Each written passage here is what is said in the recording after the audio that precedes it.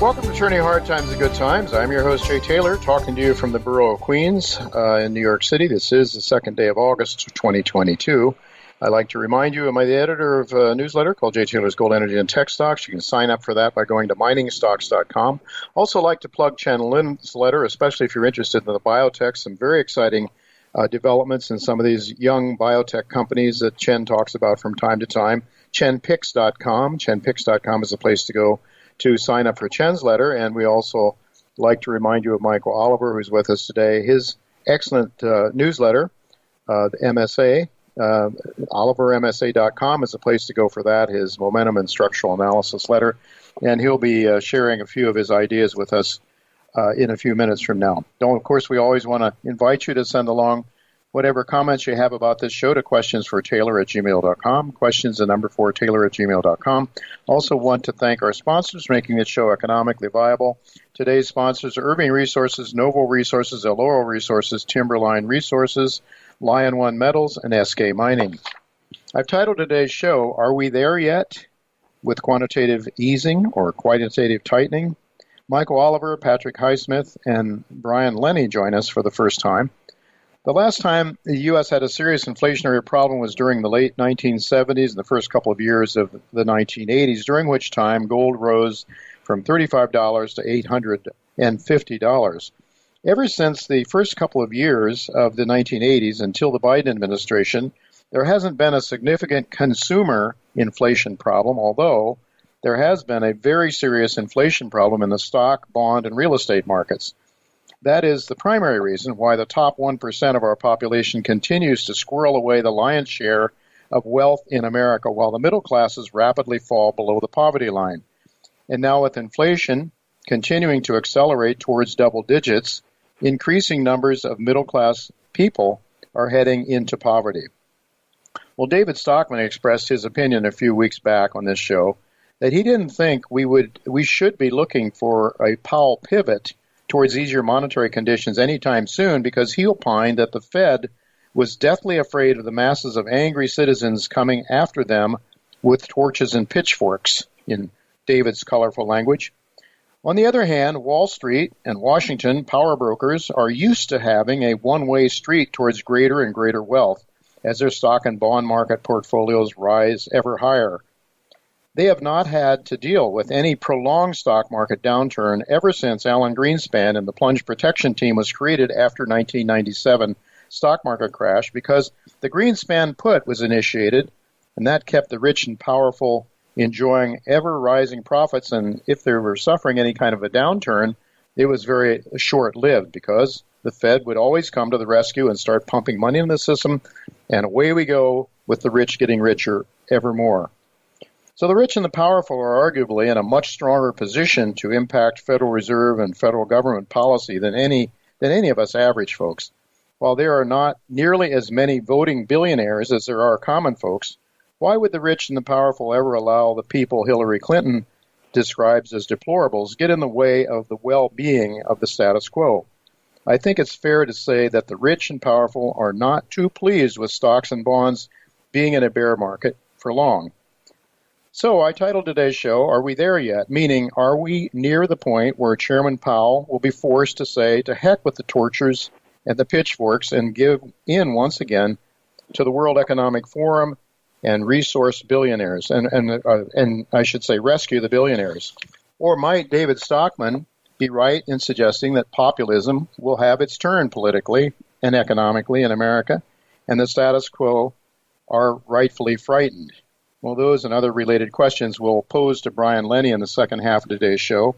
Whatever our monetary future holds, one thing I know is that Timberline Resources appears to be on to a Carlin-style gold discovery in Nevada. Now, Timberline is a very low market cap company, but given early drill results revealed by the company, I think that could change very quickly and very dramatically with a few more drill results this summer. And we'll be talking to Patrick Highsmith about the company's prospects and what they're planning to do this summer, their drill program, and why it might be something you want to pay some attention to if you're a speculative investor. But right now, I'm really happy to tell you that Michael Oliver is with me once again to share some thoughts, his ideas on these very unusual and perilous markets. Thanks for joining me, Michael. Hi, Jay. It's really good to have you. Well, do you share the idea expressed by David Stockman? David thinks that, that Powell is seeing these visions of these torches and pitchforks coming after him. And certainly people are angry. They are distraught. The middle classes are being hurt like never before since the 1970s. I would argue more than the 70s, because in the 70s there were still strong labor unions and there was some protection and the country was in much better shape, I think, in many ways. But anyway, what are your thoughts? Should David, is there any credence to David's ideas that Powell is not going to pivot anytime soon? No, I think he'll pivot. I think the data points will make him pivot. And already, if you pay attention to just like read the Wall Street Journal and see either one, their editorials, or two, opinions expressed by outside economists about, hey, this is having another consequence. There's an acknowledgement out there that it's causing negative trend events that likely will show up in data points, the things the Fed likes to look at. And I think that those data points will smack them in the face starting real soon. I think in particular if we see an unemployment shift that's a little too rapid for them, that'll alarm them, because remember, that's their other mandate. And no, I think the forces that be, the powers that be, will realign the Fed toward what the Fed does. And that is, you got to support the bond market of the government, muni bond market, high yield corporate debt market, and we can't let the stock market drop back down. Now, on a short-term basis, MSA put out a report about 3 or 4 weeks ago saying that likely the S&P at that point was in the 3,800s, would rally up to 4,100. But you can trade it if you want to, but it's a counter-trend rally, but likely would occur. Well, we did. The market got up over 4,100 last week, spun its wheels, and it's spinning its wheels there now. We don't trust it at this point to gain more ground. I think that might have been the counter-trend trade that we've seen, and it could roll over again soon. And frankly, there's some numbers below the market that if you go back down, you don't even have to go back to the lows in price seen by the Dow, the S&P, and the NASDAQ in June. You don't have to get that low. You get it down even. I won't specify the numbers. We do that in our report, but you can't afford to roll over again. If you roll over again, you're going to blow those lows out, and you're going to have a pretty dramatic down leg. And I think that's going to occur. I think we needed to have this rally because it turned heads. It's also the longest rally we've had so far in terms of the number of weeks of recovery off the low. Most of the rallies so far this year have been 2 to 4 weeks, and then they collapse. This one's now 7 or 8 weeks. So, it's made people feel more comfortable. I think it's false comfort. Now, but if we roll back over in the stock market and take out our trigger numbers and resume the downside, which we think is underway, then this major bubble breaking, which we think it is the biggest stock market bubble in the history of the United States in terms of the metrics of the upside from 2009 to 2021, and they definitely were sponsored by the Fed. Monetary policy, QEs, expansion of the money supply, you name it, all those things fueled the monetary inflation that went into that category. Because remember, investors determine where the money goes. The Fed doesn't. They just print it. Now, the problem now is there's a lot of large investors who are skeptical of the stock market and express those statements. They're skeptical of the value of the underlying value of your money unit, to quote Ray Dalio. And for some reason, stand back and think about it, gold has been in probably the narrowest price range, percent-wise I'm speaking now, in the last, since it was legalized in 75. Wow. If you put it on a logarithmic chart, it's extremely narrow for 2 years now, like 20% or less range. We've had 3 probes under 1,700, March of 2021, a brief one in August of 2021, and last month. Each of them stopped around 1,680. Who is buying gold down there aggressively and resolutely? Yeah. That's the question people should ask. Instead of who's selling gold, who's buying gold repeatedly at that level? What is their motivation? I suggest they have a good motivation. And so far, the recovery. Go ahead, Eric. Any sense of who is buying gold? No, I have no idea. I suspect, some of the large asset managers who've expressed doubt about the stock market and doubt about the value of your money. Therefore, they go to money that is not doubtful. It's proven like a Ray, like a Ray Dalio, maybe. Yeah, and others, but that are openly skeptical about it.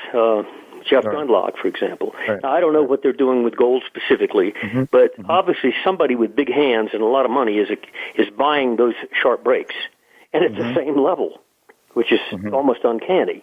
And yet most gold investors aren't noticing that. Why? Because they're focused on the miners, which did not hold the lows of the last 2 years. But it's typical. We've done studies on the miners versus gold going back decades, and it's just the case that when gold goes down, they go down more. When gold goes up, they go up more. Right. It's the nature of the beast. It's a tiny little sector of the market, the gold mining, silver mining, and a little bit of money moving here and there can really move it big. And right now we're measuring for the resumption of the upside, and therefore the outperformance return of gold miners in silver in relation to gold. We think that's already some evidence of that occurring, and we're looking for just a bit more before we pound the table. Okay, and so with the precious metals, you think we're anywhere near? I mean, can you give us some sort of sense of how much we need to see on the upside before we break through? I mean, we've had a nice move the last few days. Right now, I think there's some vulnerability to have a pullback. Like in silver, got up to about 2050. There's a 50-day average up there, so that crowd will sell there naturally. We said that in our weekend report, and sure enough, it looks like they did. We're now at $20. Wouldn't shock me to see a low this month closer to 19. Remember, the low of the move was 1790 something. Okay, I don't think we're going to go back to the lows. I think gold has seen its lows, and there's some further upside evidence before we pound the table, but it's not far above us. I think before we ring those numbers in solidly, we might get a little pullback. Yeah, but I view the situation now as one of positive zigzag, not negative zigzag. And again, our subscribers have provided specific numbers in that regard. But if that does occur, then once again, the very beat-up gold miners will surge more out of the hole than will gold. They'll snap back much more. So that's a place to focus once the evidence comes in. All right. Real quickly then, with respect to treasuries, I mean, do you, at some point, the go-to markets, do you think there's going to be a time when gold is the only man standing? Yeah, the only one. We yes. still... I think we're already really there when you compare gold to any of these other assets. Right now, gold had a high today close to 1790. You know what? That's down about 2% on the year. Find me another major portfolio asset that's only down 2% on the year. You won't find one. Muni bonds, high yield. And as far as we're concerned, the Treasury market rally that we're now having, we expected it. We don't think it has a lot more duration on the upside, price move or time-wise. And we think it's a counter-trend rally there as well. And, of course, if that market ever rolls over again, then the Fed's going to have the responsibility to do what? Support the bond market. Yeah, absolutely. It has to. It has no choice. All right, Michael, thank you very thank you. It's his job, and to support the banks that are the shareholders of the Fed. Right. Thank you so much, Michael. Always great to have you and to hear your insight.